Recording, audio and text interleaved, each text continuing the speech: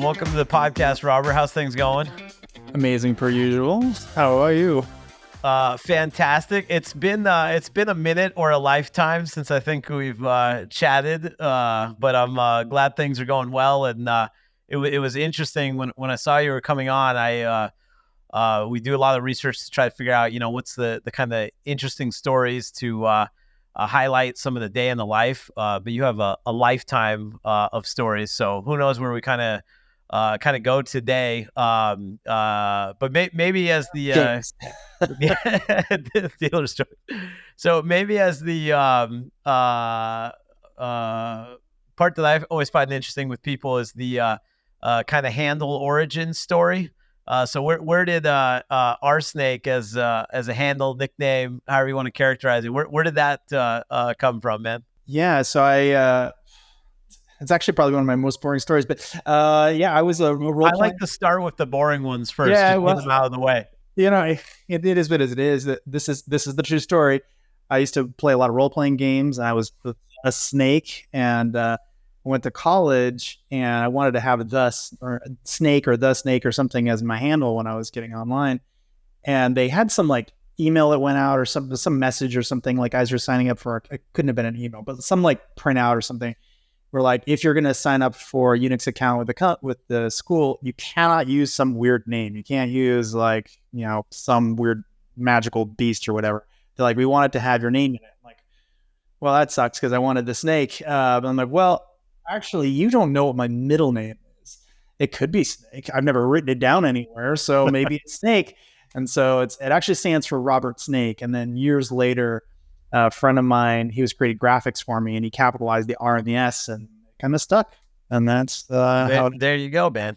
And I know you're joking about it being like a boring backstory. I find like that's most handles because they're usually from kind of earlier on, and they come about in funny ways. So that's why I always find it kind of interesting. There's some, like Rainforest Puppy. That was a pretty good origin story. Did you ever hear that one? I actually never heard. No, I should actually know. Yeah, how did you tell so he was in an elevator, and it said "Save the Rainforest," and then someone wrote "puppies" next to it. Like "Save the Rainforest and puppies" was what it was meant to say, but it said "Rainforest Puppies."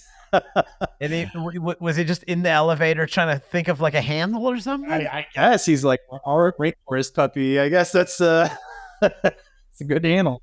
That actually makes sense as a backstory because, I should have probably had the thought before of like, where did that one come from, since it is a little bit more unique. But oh man, and maybe for folks that don't know, so you've obviously been involved in security a very long time. What kind of got you first interested and kind of down this path in the first place? Yeah, mostly my friends. They were kind of, I would say, miscreant type friends. Yep. They're doing some credit card fraud and a bunch of other kind of sort of pseudo bad things. Climbing. How old were you roughly? Oh, well, it was over many years. I was in my probably mid-teens, I guess, early teens, mid-teens, somewhere in there. But I don't really count any of that as like my origin story. Okay. The reason why is because I was sort of watching other people do it. I wasn't really involved. I knew it was happening, and I did climb the telephone poles and clip in and that kind of stuff. And I was aware of how the keys, the card generators worked and how they were creating malware and stuff, or early viruses. But I wasn't particularly doing it myself. It wasn't until I went to college when I wrote my very first program, which was a Trojan horse, hacked into the very first thing I ever hacked into on my own, which was a bank. That's really when I can kind of consider like rubber stamp it. That's when I got started. So really in college is when I, that's. Do you remember with the bank, like what type of operating systems? Was it like Windows, Linux, BSD type stuff? Or it would have been an early Linux or maybe even a Sun system, but that's not how I broke in. I broke in straight through the front door. They have a web app, a very early web app, and they had a very, very poor password generation system. It was basically, they assumed that no one knew your user ID, so they based the password on your user ID. But their user ID was sort of based on your company name. So as long as you knew which company you wanted to break into, you could figure out what the username is, and from there you could figure out probably what the password was. And literally within 30 seconds, I broke into my first account, just guessing. Dude, and was that because obviously you have a long history in like the web space in general? Was that kind of a first moment that got you kind of excited about that sort of space, or just kind of No, that was about a year after I got interested in it. When I got started, the very first thing that got me excited was I was talking to somebody who was actually pretty good at security, but more on the network side. okay? And they were like, they were talking about telnetting to ports. I'm like, what do you mean to a port? What does that mean? Because I thought telnet was just a protocol. You type telnet and then an address and you go there. And they're like, no, you can put a port at the end. I'm like, what would that do? And like, well, you can go to port 80. You can go to websites. I'm like, what are you talking about? Port 80 websites. What is happening? And I'm like trying to like, well, what do I do? It's just like landing on a thing and it's saying connected. Like, what happens now? Like, type get space slash. I'm like, what is all this? Like stuff's flying by. I'm like, what am I looking at? It took me a while to like kind of figure out what was happening. I'm like, oh my God, this is how the internet actually works. This isn't like someone's like presentation layer logic. This is like literally the internet right here. This is what I'm looking at. When I first saw that, it was like the world just cracked open. Like I just figured it all out. You know what I mean? Like finally nothing was invisible to me. I had a lot to learn at that point. I didn't really understand how web servers worked. I didn't understand that much about programming. I was very naive, very early, but I clearly believed at that moment that I could break into anything, which is stupid. But then later on, I'm like, oh, of course I can't break into things. There's stuff that's super secure that I just don't know about. I've never tried, but I'm sure it's out there. And now I'm back to, no, I can break into anything. It's actually super interesting hearing you talk about like doing that first, like telnet to a web server and you're entering in, getting this and that. Like that brings me back to my childhood. I wonder how much of a shared experience that is because, unlike other protocols, you're obviously not really going to be like necessarily typing something in by hand. I mean, I guess you could get crazy, but and I have like that brought back like a very vivid memory of doing similar in your, I mean, this is pre before the Matrix movie, but I would characterize it now as like the first moment of like, being in the Matrix in a real way, man. That is exactly how I felt too. I mean, maybe not the Matrix exactly, but yeah, seeing behind the curtain, yeah, like, this is what's really going on. And was that, I always find for a lot of us working in security, especially, folks have, kept with it. There was always just that strong sense of like curiosity, right? That's kind of how the one word I think, especially for hackers and other things, what, kind of seeing it in that moment. What was there, that sense of curiosity of just wanting to learn more and kind of like pull things back further, or what was that like for you? Yes, kind of. I guess maybe curiosity isn't quite the right term for it. Like I feel like I had already solved the magic trick. You know what I mean? Like it was no longer like a curious thing. It was more like, oh, that's it right there. I see where all of the underpinnings of all this are.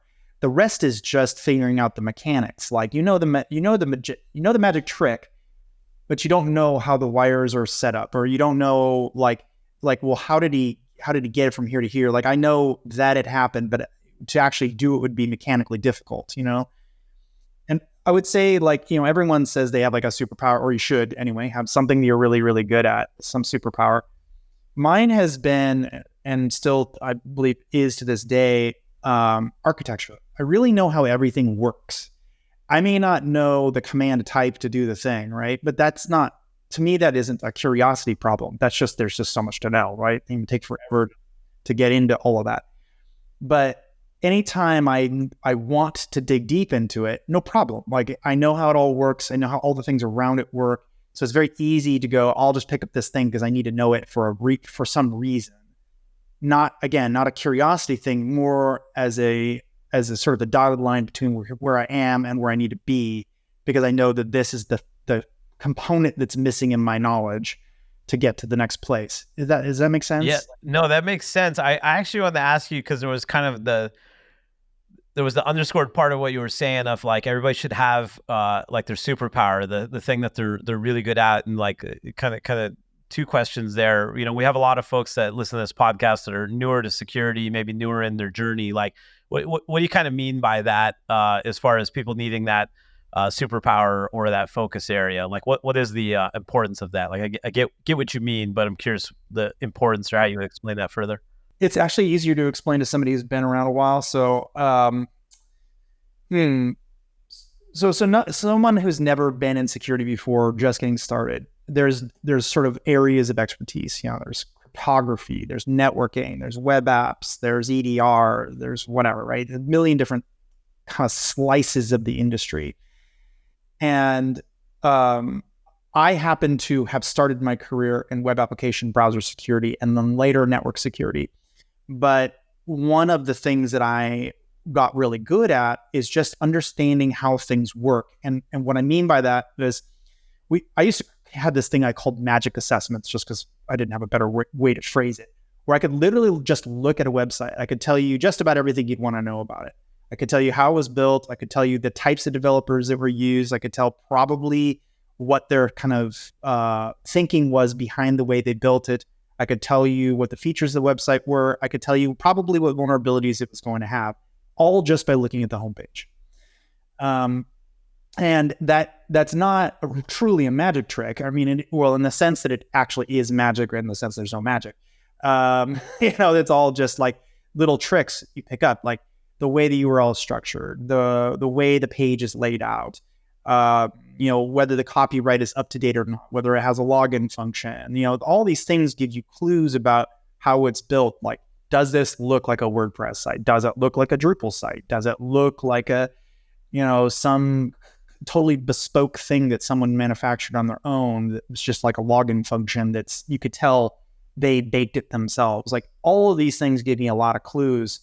If I see a login, I know there's a login. I know there's a forgot password flow. I know that there's a registration flow somewhere. There's probably also an admin function somewhere. And so right there, I can tell you there's probably about 15 or 20 vulnerabilities in the system, because there just are that many vulnerabilities in those types of systems. And so I could very quickly scope out the likelihood of me being able to break in, which is high in a system like that. And at minimum, findings would be high, even if I'm not able to break in. And so that's what I mean by just knowing how things work. Like, once you kind of like know that one thing means 5 other things, like, well, all that means they have a database, and all that means that they have to probably put this behind a firewall. All that means is they're probably using RFC 1918 for that machine. All of that means that they probably have a separate way to log into that thing if they're not going in through the main door, which means there's some VPN server sitting somewhere, because they're going to want to access things remotely, which means they probably have SSL/TLS set up on that thing, which, like, at one little thing, like, all of a sudden I know how it all is built. You know what I mean? It's a little hard to explain, but I think you can kind of picture what I'm getting at. No, for sure. And I mean, we've talked on this podcast before of, when people are getting started in security, I always explain the kind of, the back in the day, you go back like 20 years, you kind of could be good at most things. You could be like the kind of all around security expert. And like most fields that grow up, there's all this specialization now. And you can pick a specialization and you can go extremely deep. There still is this need for folks though. And I think that's what you're describing, where like you're able to kind of look across things architecturally, where like, yeah, maybe memorizing, all the kind of rote memorization of every little thing for a given system isn't going to be there, but like how it works, what the patterns are, a lot of what you just described relating to thinking and attack surface and stuff like that. And I have a bias here, because it's the same area of security that I kind of love that you're describing, of kind of looking across all this. And I tend to kind of recommend people, look at different specialties and try a lot, because ultimately find what gets you excited, and you're going to go further in general in life. But we definitely can always use more and more people that are able to kind of look across domains, if you will. And that's helpful to hear. So, you go from back in the day, breaking into a bank, to one of the stories I thought would be fun to talk about, excuse me, is then hacking into the Pentagon, but it was part of the Hack the Pentagon program. And Yeah, that was a mess. So yeah, maybe. that was a true mess. So in 3 separate times, 3 separate people tried to get me to go and do the Hack the Pentagon program, which was a bug bounty that the Pentagon had set up. It was the very first bug bounty the government had ever done. They were very nervous about it, but they really wanted, people. They wanted people like me that could talk about it publicly, right? Who would go out and sing the praises of why this is good and blah blah blah. And they wanted a good showing. They wanted it to be real, or as real as they could make it. But I am not a fan of bug bounty personally. It's not that I mind when people do it, just personally doing it myself, I'm not particularly interested in it, because the types of things I tend to find are like net new exploits. Like absolutely no one's ever seen these exploits before on the face of the planet, like clickjacking or like slow loris or internet port scanning using JavaScript or whatever, just brand new things that are way out there, right? And so for me to be someone hand me something like obscure, like here's a website I've done everything I possibly can to protect, to try to break into it is just not how I think about things. Um, it's a bit like telling an artist, like paint this like 2x2 square, this exact shade of like blue or whatever. It's like, that's not art, that is not what I do. So I was very uninterested in it, and multiple people tried to get me to do it. And finally, one of the CISOs at Pentagon, he finally said, like, Robert, we really need you to do this, and if you want to work with us in this other capacity, because I wanted to sell something to them, then you have to do this first. We're not going to talk to you otherwise. I'm like, okay, fine. It's a bit like blackmail, but all right. Well, if you know anything about bug bounties, it's really a race. And the sooner you start the race, the more likely you are to find things, because if someone else finds it second, they don't get any benefit. So it started on a Sunday night, which was not a time I wanted to be awake, and nor did I care. And so Wednesday, to give you any ideas, the very first time I logged into this thing for real to actually look at it, right? Because I just didn't care. So Wednesday, I log in, and right away I find a problem, like within a few seconds. But it was also annoying because it was only, I think, like 31 IPs or something. And the problem with that is I mean, not the Pentagon's not that big, dude. Just and really 31 IPs to start. They gave me 31. And so within that, I found problems. But the issue, one of the things I found was, I actually found several things, but one of the things I found required you to have one other machine that had a bad thing on it. So it doesn't have to be the important machine. It just has to be a machine somewhere in their environment that has this other problem, and you can leverage it. It's the JavaScript thing. But anyway, so I went into my massive data lake of all this information I already had on basically the entire internet, and I dumped out what the Pentagon actually is comprised of to see if any of the patterns matched this particular thing, because it had to be a very specific thing. Anyway, if I find one machine that matches, I'd say there's a 1 in 10 chance that I'm going to find this particular issue. I found 136,000. And I'm like, okay, so it's guaranteed that I'm going to find one machine with this issue in that 136,000. And then at that point, I was just like, what am I doing? Why am I wasting my time? Like, this is a massive, massive waste of my time. So I quit, right? So this is like lunchtime. So later that day, I was supposed to go to dinner with somebody, and ended up not happening. So I was back in my hotel room, bored, and I'm like, okay, what's going on with this stupid thing again? I logged in again. I'm like, oh, that's right, it's stupid. Like 100. So I tried to upload this massive file that like wouldn't even fit on their servers. I'm like, this is just annoying the crap out of me. Fine, I'm just gonna go all the way. So I found 1.9 million assets that belong to the Pentagon. And in there, I found all kinds of crap, like outdated Minecraft servers on the 10th fleet, like printers, they're on the public internet. And maybe just to step back on the data set that you had, I know some of the backstory, but for folks listening, like what was this data set? Like, how did you already have all this data of systems? I was in the middle of building what was eventually going to become Bit Discovery. And so I had a huge amount of IP data, hostname data, whois data, port data, all kinds of stuff, right? So without having to do much, I already knew everything a sophisticated adversary would already have on whatever target we're talking about, in this case, the Pentagon. So when I first talked to them, they thought I'd find about 100,000 assets in their environment, and I found 1.9 million on my first try, and later on many millions more. But as my sophistication got better, the tooling got better. But even with 1.9 million, I was lethal, and I was finding all kinds of stuff like prayers and like firewalls that weren't even made anymore, and like all kinds of crazy stuff. You know what I mean? Like really, it's quite bad. And so that's what my ticket was, is like, lol, look at all this junk. You know what I mean? And if you want the whole list, just click on this link and download it here. And then they downloaded it from a vulnerable version of a browser. And like, it was just like on. And just like, I was so wildly out of scope. Right. So that led to, I guess, the general over there got really pissed. Like really, really, he wanted to roll me up. So the head of the digital services and his chief of staff got involved in the conversation. Like, you cannot put this, we're not going to tell you who he is, but you cannot put this guy in jail. So they went to bat for me. So did the former CISO of the Pentagon. They went to bat for me. And so like, I don't know, a month or so later, I meet up with them, and they're like, and so I guess that was the meeting with the Secretary of the Army. It was the day he was announcing his retirement.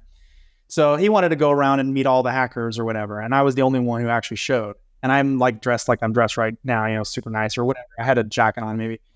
And I was like, oh, you don't look like a hacker. And I'm like, well, I actually am one. I'm like, he's like, well, how did the Hack the Pentagon program go? I'm like, well, let me tell you. And then she just asked behind, you ask? She's like waving me off, like, do not tell this story. Do not tell this story. Like, at that point, I realized I was safe, because what they needed was a win.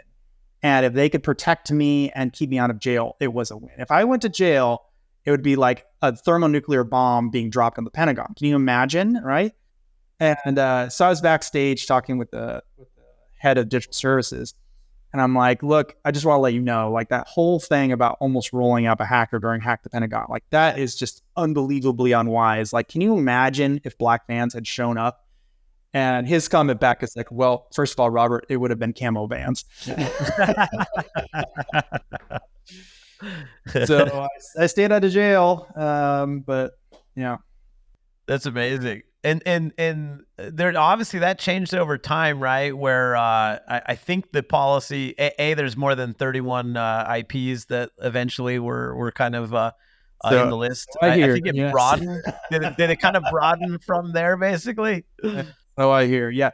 So yeah, they changed their policy because me and one other guy went too deep. I went too wide. And now that I know what he did, actually, had I spent even more than a couple minutes testing, I actually would have found the exact same issue he found. I just literally didn't care at all. And so anyway, he went too deep. I went too wide. And so they realized this is really a big problem. We need a new policy. So now they have a if you see something, say something policy at the Pentagon. So really, believe it or not, not just the test itself, which was good. We found some stuff, but the ramifications of us going way out of scope dramatically improved national security. Yep. And you kind of said in the beginning, not the biggest fan of yourself doing like bug bounty programs. I always find sometimes, and I get why companies put some different limitations or whatever, but it can sometimes start to feel very unreal world, right? And ultimately you should try to want to have, the good people being as real world as possible. Like, how do you just think in general, like bug bounties have like evolved, whether the Pentagon one or just broadly have evolved a lot over the years? Like, how do you think about kind of current state in general, like what's working, what's not? Oh, it's certainly gotten more sophisticated than when I started out. And I think it really kind of culminated with the Dino Zobi, and I'm spacing on who else was a part of that. I know perfectly well. I'm spacing on his name. What's that? No worries. Well, they had a No More Free Bugs poster that they brought out, I think at a DEF CON maybe. Okay, now I'm not remembering. No, you're gonna have to look it up. Anyway, so I think that was sort of the impetus of it, and and I thought at the time I was a little annoyed by it. I'll be honest, because what I felt like with the whole thing NIST was the altruism. Like, aren't we trying to actually make the world a better place, or are we truly just trying to make it about who has the best incentives? And if it's no more free bugs, then am I allowed to take money from the cartel? Am I allowed to take money from North Korea? Like, what are we talking about? Is it no more free bugs, or is it highest bidder, or what exactly are we implying here? So I was a little wary of it when it first started, but gradually I warmed up to the idea for several reasons. One, I think it's good for companies to have a real relationship with the security community, as opposed to what was happening when I got started, where it was like very like, who are these nut jobs over here? So now they have a real reason to talk to hackers. B, I think that gives a path, even if it's free, even if the bug bounty is just like, look, just hand us your bugs and we won't put you in jail. I think that dramatically reduces the risk to hackers to do the right thing. So back to the altruism thing, I think that's really nice. I think it's a good feature. And then for the ones who just are in it for the payday, I think that there is something good about that as well, because frankly, we're all more secure if they find those bugs first. My question is, what happens when we don't pay enough?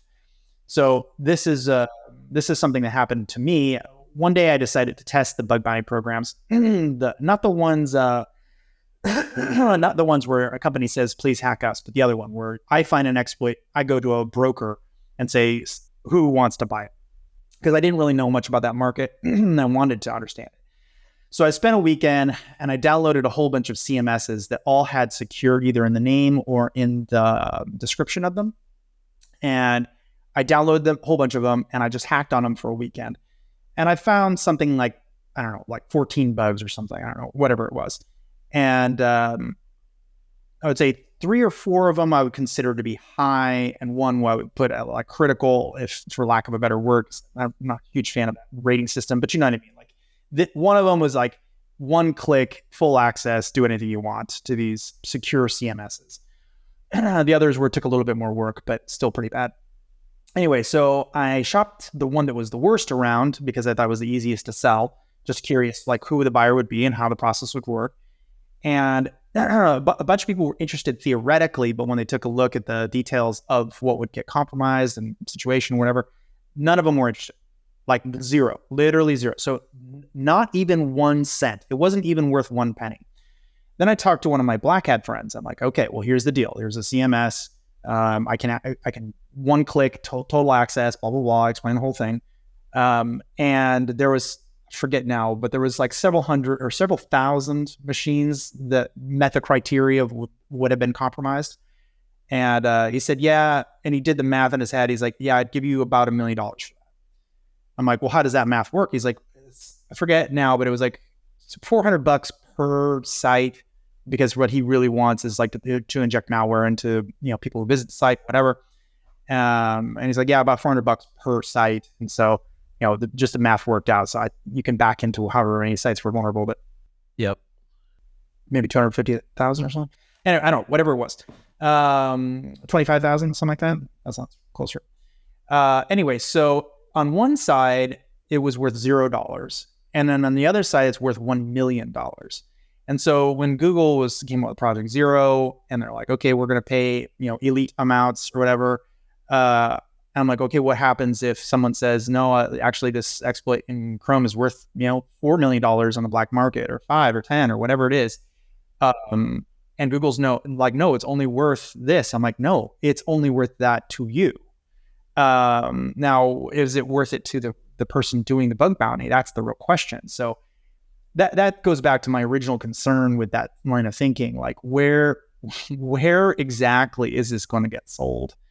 And the brokers don't really care. I mean, I'm sure to some degree they care, and some of them are actually owned by people who really want to do the right thing, but others aren't, and they'll just give it to the highest bidder. Yeah, absolutely. And I've definitely seen years back some of the brokers upon brokers, and it becomes like, even if you're well-intentioned, like who actually really knows. And I was using my amazing Google skills because it was bothering me that I couldn't remember besides Tino on the no more free bugs. At least if my Google's not failing me, it was Charlie Miller and Alex Soderov. That Alex Soderov was the name I was looking for. I didn't hear Charlie was involved. So yeah, I thought that was bold, interesting, and I was very nervous. So yeah, no, I mean it was kind of an amazing thing to watch over the years, the way that so much vulnerability research, had been a public thing. I mean, there was plenty of security companies that had many folks, and it was kind of a both educational / marketing thing of, look, we know this stuff better than the next place. And then it was really like, I think for a large part, the best stuff is still behind the scenes. I mean, there's definitely still cool things out there. Like I was at Black Hat last week, and I was able to catch a great talk called Page Jack, which was a bunch of university researchers doing some novel bypasses for some different memory protections. It was actually somebody from a local university in Riverside to me. And so there's stuff like that, but it feels like few and far between from the 10, 15 years ago. And I think we see that maybe play out in the real world, where like supply chain attacks and other things, right? Where it's like, it doesn't even have to be like a major, Chrome or whatever 0-day, right? It's just the right software used at the right places, and it could have a small percentage of market share, but the right percentage of customer base, and like that stuff becomes extremely difficult. I was curious. Another thing I had heard is that you were mistaken as the creator of Silk Road. Like, how does that happen? Okay. Yeah. Okay. So for those who don't remember Silk Road, it was a big drug marketplace back in the early 2000s or so, mid 2000s. Yeah, like very much the thing you don't want to get mistaken, right, for real relations to. Yeah. So after it went down, I got an email from effectively a cartel, and they're like, "Okay, well, this guy, he got put in jail, and we know that he was your patsy, and you are the real guy behind the scenes, and so now we want you to come back and build Silk Road again, do it again." And I'm like, "What are you talking about?" I'm like, "Well, we know that, like, basically he met you in Austin, because he was also from Austin once upon a time, and we know that you're the one who actually did all the work." I'm like, "Well, that's funny, but no, it's not true." And they're like, "Yep, that's exactly what you say if it were true." And I'm like, "Well, how's that? There's no way out of that." So I'm like, "Okay, well, why do you think that?" I'm like, "Well, okay, well, first, Ross Ulbricht was from Austin. So that's where you met him. Number two, it was a very, very secure website, and you run the web application security labs at ranhackers.org back then." I'm like, "Okay." Ross Ulbricht used Slow Loris to attack competitive websites. You wrote Slow Loris. I'm like, "Okay." You, on the second to last blog post, you wrote about the Dread Pirate RSnake and the idea of taking over this research, but then you thought it was a bad idea, blah, blah, blah. His name was Dread Pirate Roberts, so this reference to the Princess Bride, you're the real guy. And they had a couple of other reasons, but anyway, I'm like, that sounds pretty good. I mean, if I didn't know, it actually does sound pretty good. And they're like, "Okay, well, so yeah, that's anyway." And I'm like, "Well, what would you do if I say I'm not going to help you out? Like, what's the deal?" I'm like, "Well, we would, blackmail you, and, we'd make your life hell, and we'd make sure that everybody knows that you're the real Dread Pirate Roberts. And oh yeah, your name is Robert." And so it would, your life would be ruined. I'm like, "Well, that's pretty good." Knowing what I know, I would be able to wreck my life. So I'm like, "Okay, so what do you want?" They're like, "Well, we want you, we have this machine, so just log in and start, coding Silk Road 2. I'm like, "Okay, Tor hidden service. So they gave me access to this hidden node. So I logged in. And like I said, the kind of thing that I'm good at is not the kind of thing that most hackers are good at. Most hackers they're creative, but they're creative about using exploits they already know about. I'm creative about finding things I've never heard about. Like, okay, well, how would I do this thing? I've never even seen it before. Let's go for it. And so in this case, I'd never found an exploit in Tor hidden services before. That was a new technology for me actually hacking on. So I did find a way to tunnel back to myself in an interesting way that they were not expecting. Like they had tried to prevent that from happening, and I found a way around it. And so I was able to figure out where the server was really located. From there, I hand that information over to people who care about that kind of thing. And a couple months goes by, and I reach out to one of those guys. I'm like, I haven't heard anything from these guys in a while. Like, well, don't you worry about them. Like they have a job forever, They're on the payroll now. So yeah, I managed to not have to build Silk Road 2, which was nice. Yeah, and did it like, was there a conclusion to it? Did you get like any like further info like after you kind of handed things over, or you're saying that they are now working with the authorities? Gotcha. They have a full-time job for as long as they are out there. So. It in a roundabout way, and kind of what you were just describing there with like, you found a way to kind of unmask the server, and privacy always has some folks will say like this kind of two ways to it, like in a total general sense for security. Like how do you think about like the balancing of personal privacy or privacy in the world and in security, and some would argue the need for monitoring different things? I realize this is like a whole can of worms that I'm like lobbing up here in a generic way to you, but step in it as you at whatever level you wish. But I do find it's interesting. We get a lot of people that listen to this podcast that aren't necessarily just like purely from the security industry, and so we get some folks that are like I'm a good person, like why do I need to worry about privacy and these things? Like, so I'm just curious how you think in that realm. It's a super, super complicated topic, so I'll do my best to dumb it You got like 5 minutes, so perfect amount of time to have this. Okay, so when I poll people, 50% of the people I talk to, and it's dead even. Like if it's 100 people, 50 people say they prefer privacy, 50 prefer security, privacy and security. Exactly dead down the center. And the only thing that the people on one side or the other side have in common is if they have kids or not. If they have kids, they tend to prefer security. If they don't, if they're single or whatever, they tend to prefer privacy.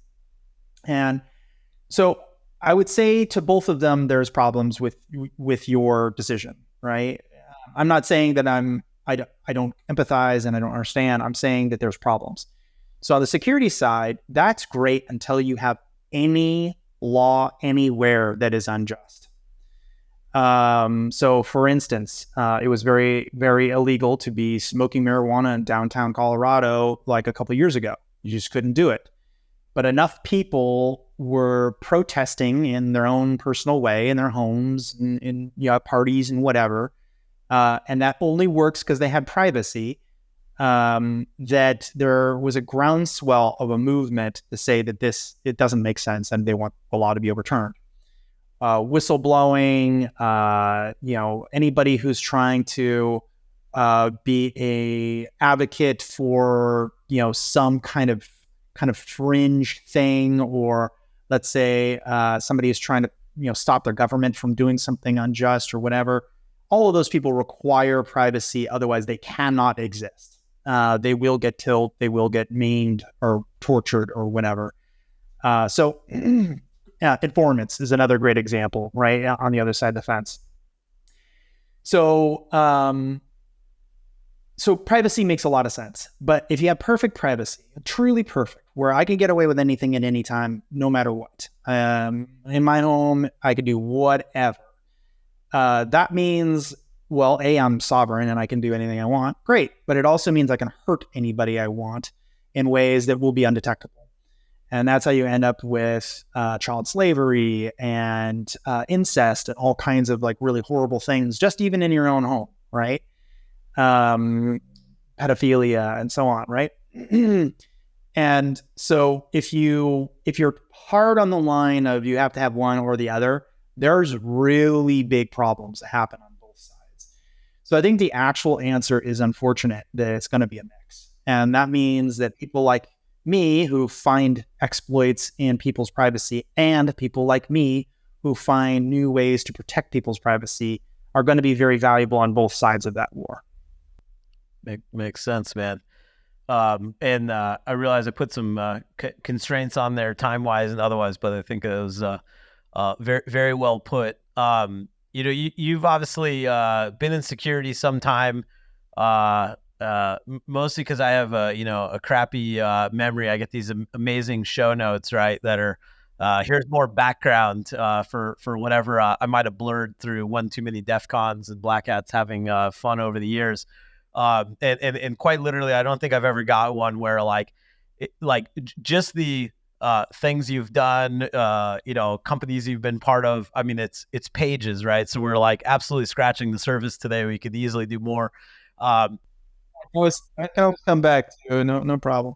Yeah, man. No, I would love it. But I'd be kind of curious. You've obviously. I always like to ask folks that have, been doing this for some time, there's a lot of patterns that can kind of develop and reemerge. And sometimes I see people, various forms of kind of burnout because it feels like security is never improving and it's all the same and kind of the why bother, all this and that.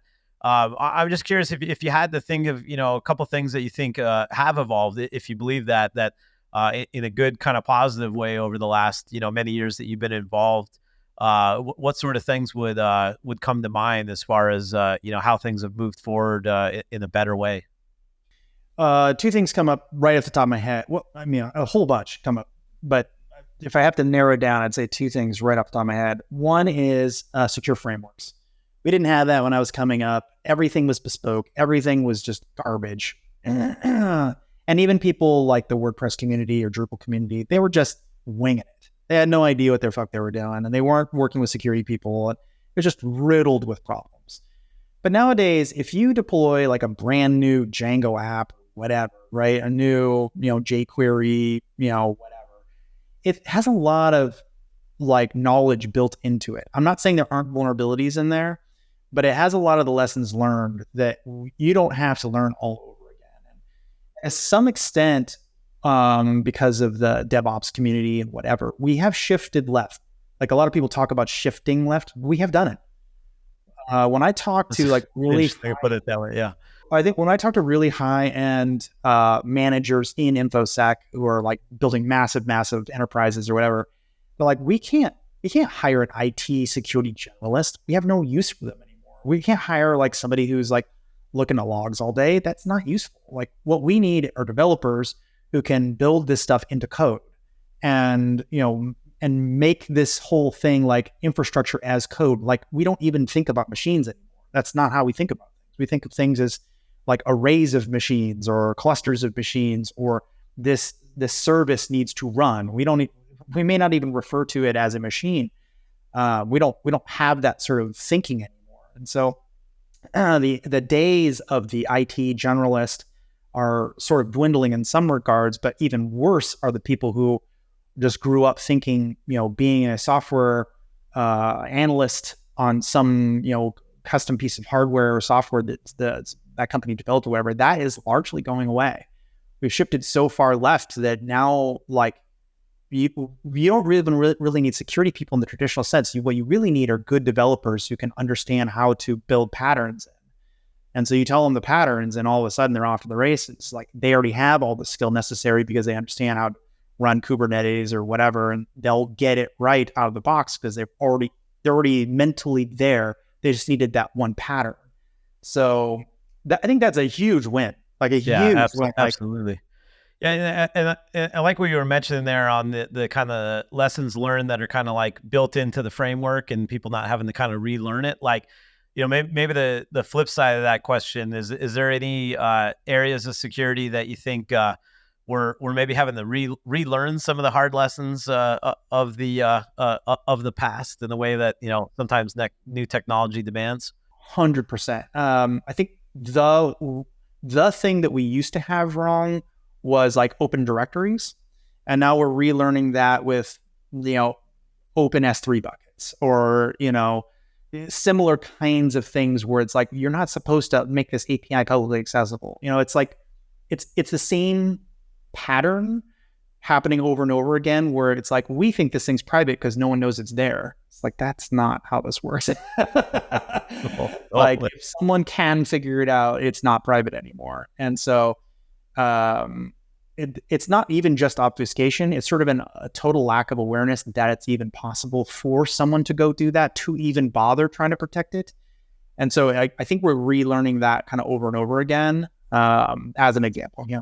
Yeah, I would kind of echo that, where it's interesting in the early days of with Microsoft and Windows security, everything was kind of configured very open by default, and then obviously many different worms and bad vulnerabilities, and you take everything from Microsoft web servers to Exchange to everything else, started having kind of like lockdown security configuration by default. And there's so many things when we look at today, whether, cloud or identity systems or SaaS or everything else, where we seem to have kind of regressed back to the, you always want usability and the balance of security, and all these things goes without saying. But it does seem like everything's, fairly shifted back to that kind of open to default. And we're kind of learning from that. But yeah, I always like to bring up the kind of what's improved, because you go back to the early days of security of grabbing your latest like woo woo or ADM exploit, and like pick your random biggest company in the world, and they got a server hanging off the internet that they could be doing everything right, and they're still just going to walk right in because of some Stack Overflow or whatever. And it's like there clearly is still many problems and still many large companies that get compromised, but it is night and day in certain areas. That's another area that we definitely improved too, is asset management. We didn't really have that idea exactly, and now, I mean, basically every product is trying to build it in because they know how important it is, even just to be good at their security. Forget anything else, just their security. Like, it's good to know where all our stuff is, or basic IT hygiene stuff. Do we really need all these servers out there? Like, this is wasting bandwidth and power. Like, let's just get rid of them. So I think there's a lot of stuff that have improved.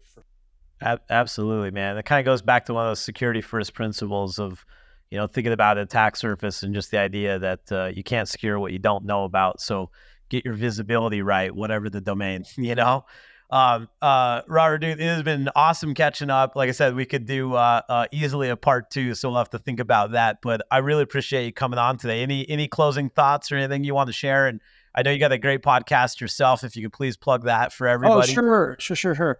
Yeah, I have the RSnake Show. Actually, I have a cool new thing happening on the RSnake Show that's worth talking about to your audience writ large.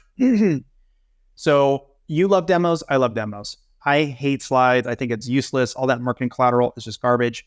So I created something called Demo Day. It's very early. We're just got it started. Just have a couple up there so far, where vendors come on and they just have an hour they can 5 minutes of slides if they really want to, but then like 20 to 30 minutes of demos. And then that's punctuated by me and Trey Ford. I don't know if you ever run into him. Yep, Trey. Yep.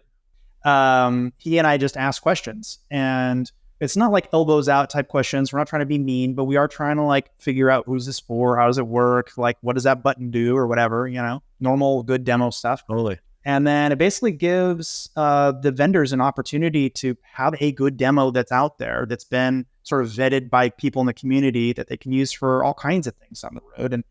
And they kind of, I think a lot of people are really scared to go look at demos because they don't want to talk to sales. They don't want to be spammed to death. Yeah, and so it gives them an opportunity to do that. As somebody on the vendor side, preach to the team all the time of people want value. They just want to understand what you do. Half the time you go to a product website and it's like I don't understand what you're solving for. Just give me the video, and don't make me have to get a sales contact form just to get that video. That is super cool that you guys are doing that. That's one of the. You're welcome to come on. The main website is rsnake.com, but you can find it on YouTube under the RSnake Show. But cool. That's the idea, is getting more awesome vendors. If they demo well, they're going to show well. If they don't, I don't have to say that they suck. Yeah, It's real obvious. You either show it or not. No, love that, man. Well, dude, thanks so much for joining us today, man, and look forward to doing a part 2. Take it easy, man. You, Mark. You take it easy. Appreciate it.